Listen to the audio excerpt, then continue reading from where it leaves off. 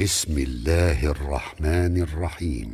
والشمس وضحاها والقمر إذا تلاها والنهار إذا جلاها والليل إذا يغشاها والسماء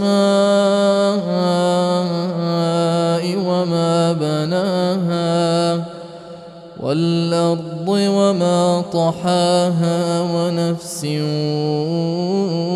وما سواها فألهمها فجورها وتقواها قد أفلح من زكاها وقد خاب من دساها كذبت ثمود بطغواها إذ انبعث أشقاها فقال لهم